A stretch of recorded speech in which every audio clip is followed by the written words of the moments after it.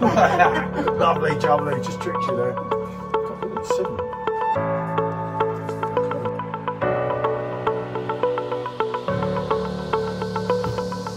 That's got to be reviewed, especially on the Perfect Draft Pro.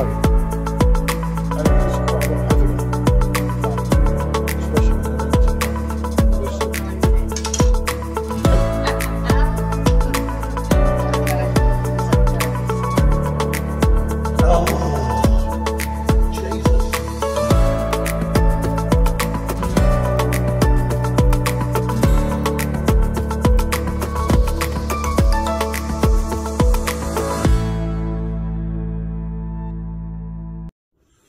Good afternoon, people. PJT, Rate My Beer, and if you don't know us, welcome to this channel.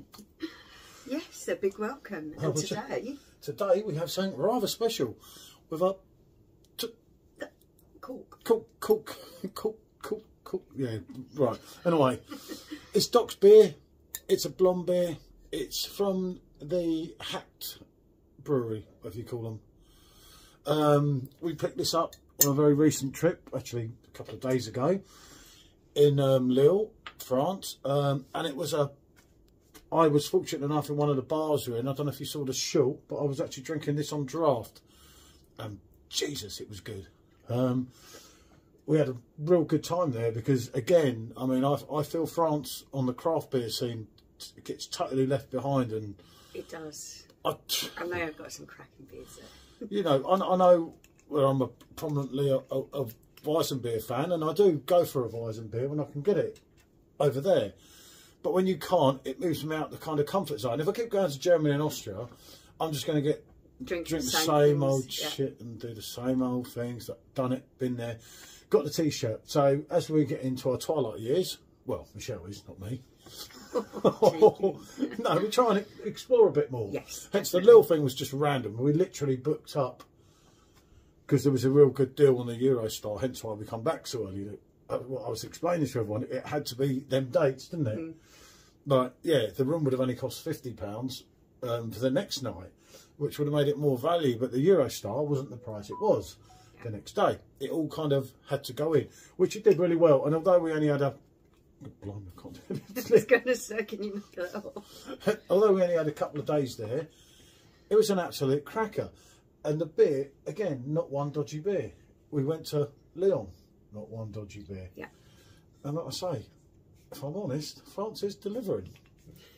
Whoa, smoky! Hey, there you are. Look at that. I can't remember the price of this. I say, even on the top. Oh, not again. Right, don't worry about that. We're not going to do that. Anyway, it's a big, bold 750 mil, but 75 CL as they call it. So as I say, I was fortunate enough, and it was really nice on draft, wasn't it? Because I'm one of these sort of people that the first thing I ask for anytime I go into a bar is a Weizenbier. If they haven't got a Weizenbier, I do start looking at a blonde, don't I? Indeed. You know, I like the blonde beer, I like the blonde women. Oh, well, only one, of course. He's aiming to get himself in trouble, people, isn't he? Oh, look at that, look at that, look at that, look at that. But I love the little... I thought he was a seal. He is, isn't he? He's a walrus, isn't he? A walrus? But Paul was the walrus. He's a seal, isn't he? Hold on, I'm getting confused now. Right, let me get this shot. Because if I take all day, she gets very cross when we get off the camera. She scares me, people. I'm not going to lie. It shouldn't take that long to take a picture. Yeah, but I'm looking at him. I thought he was a seal without having a smoke. It's a seal, isn't he? All day long. Isn't he? Yeah, he looks like a walrus to me. A walrus? Yeah. But Paul was a walrus. John Lennon sang about it. Yes, I know. Well, that's not Paul McCartney. The walrus was Paul, I can assure you. Do you know a song named The Walrus? I won't sing for you. Okay.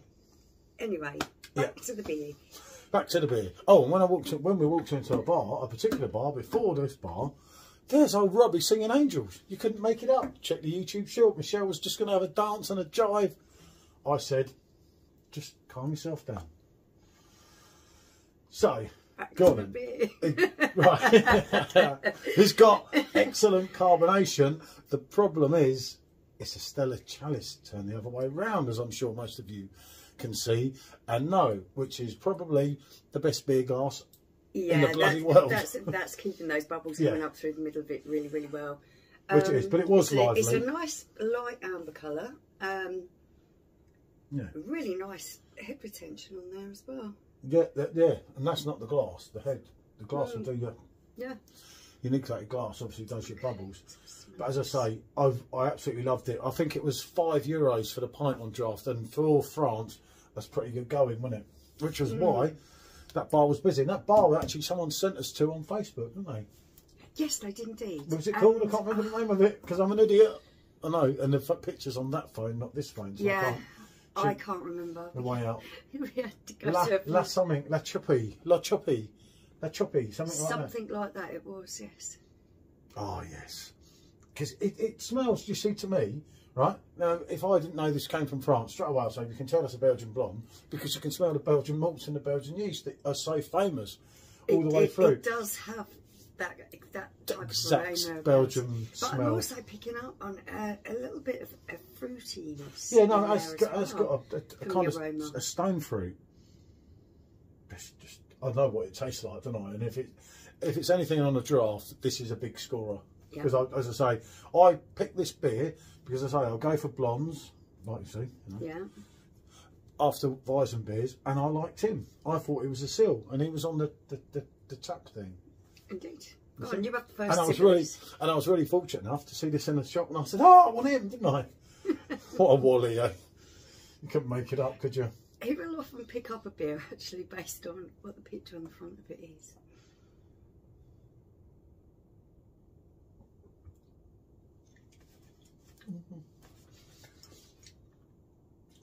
I had a good chugger of it there to make sure I savour the ambience, and it's bloody lovely. What I'll let you speak first because you seem to be the one with all the words and everything, and then I'll see what you say to see if it correlates what I say. Yeah. And there's something. I'll just mention one thing before you know. There's something at the end. Do we share the same thing at the end? So go through and. For me, I'm getting a lovely soft malt in the beginning of this. There is a little bit of fruitiness in there, a little bit of stone fruit. I am actually picking up an almondy style taste in there. So I'm getting banana at the end. Which is... I'm getting more than a soft malt. I'm getting more of a sweetness, but it changes as it's running through you, doesn't it? There is a little bit of sweetness in there. There are fruity tastes in there. I don't know whether it's banana that I'm picking up. I am picking up a nice. It's a sweetness, fruity on the sweetness. Yeah. You know, it could be apricot, but it's more towards banana than me. I think. Is it as good as the draft? Oh, I don't know. That's a tough one, but I'll tell you what. That is a cracker of a drink. I'm absolutely plumbing. We're doing that a bit lively. It's nearly half a pint we've done. Yeah. Yeah, that is a wonderful balance of flavours in there. It's got a medium carbonation, yet it's still managed to carries off quite a smoothness as it goes down. It does, but it's like it's got that Belgian yeast. 6.5. Oh yeah, it's 6.5. There's me saying 6% ABV, but was it 6.5 in the bar? Quite probably. There wasn't anything below 5. Everything seems to be 6 and 5. Yeah, they don't do Carling in places we go in France. They don't do Carling or thing, but for me, it's delivered. As I say, there's just it's addictive, wasn't it? Yeah. Because you were drinking an IPA. And I'm sort of trying to drink up Trig, we're leaving. And she's like, oh, hold on a minute. Yeah, I did notice that. And it was just boom, boom, drank boom. that so quickly when. Well, I was thirsty. He usually moans at me for drinking too fast, but I was aware that these were strong beers. Just everywhere you went, those strong beers. It was lovely cold. I was trying to take my time. You sort of think to yourself, well, if you went a little bit on it, would it be better, warmer? I don't know. For this particular style, I still like it think quite I'm out cold. the fridge. I know that you can get like your left blonde and everything. But this has got the complex, you know what I mean? Complexity, yeah. Of something like left blonde. Yeah, it really has. It carries itself really well. Different flavours that it's got in there, balancing each other off nicely. Yeah, that's a winner. Definitely. Like I say, I've got quite into the blonde beers over the course of time, haven't we? And so earlier, if there's not a Weizen beer, I'll always go for a blonde. And the ones in France, every time, we're pulling out bloody gems that you're like, wow. Again, and more French craft beer. And as I was saying earlier, people just dismiss the French beer scene, and they really are missing out. I've said this about Lithuania. That's another hidden gem that we found all by accident. And when you're just going with the same German and Belgian beers, I get that. They are the best. Don't get me wrong. Germany and Belgium are the top of the tree. But even places like Spain, although you do get some very rough ones in Spain, I get that as well. But Lithuania, when we were there, we're going back hopefully this year, when Hackney do the show, we didn't have a bad beer. The craft beer is actually very good, and I think a lot of the craft scene started because the Lithuanians just didn't have great beer. Yeah, so a lot of people were just homebrewing to try and get better beers, you know, than what they could buy. So the craft beer scene there is really good, isn't it? Yeah, they're really proud of it. They really care about it. With France, what you got to remember, France, they're more into their wine. You know, there's not many places in the world you'll go where there's more people drinking wine than beer. But, of course, it's France. Yeah. They love their wine. They love their wine. I mean, I was going to try a few, wasn't I? But I just get blitzed on a wine now, to be honest. But as I say, the craft beer scene, France is literally over the road. And yeah, all right, like a lot of these you won't see depending on where you go. Like, say you just go over to Calais on a run. I don't know, was that there? We wouldn't have noticed it because we wouldn't have looked for it. But now, having gone to Lyon and Lille, there's a lot more beers that we know that if we see in Calais, I know you don't always, and it doesn't work. Definitely pick this one up again. Like that, but yeah, there's a few of them. So we've got a few more to review, haven't we? Again, some of them that we haven't tried, but let's give it a rating. Let's give it a rating. We're going on now, aren't we? Yep, we are a bit. I'm sorry, people. I do apologise. I'm going to rate my beer of 9. I've had some really good beers lately. I'm on a strong 8, people, and This is a really, really good example of this style of beer. I really like that. It's a fantastic beer. Honestly, if you see it or you can get it in and you're into this type of beer, you'll love it. If you're not, you'll probably love it the same. Right, bonjour.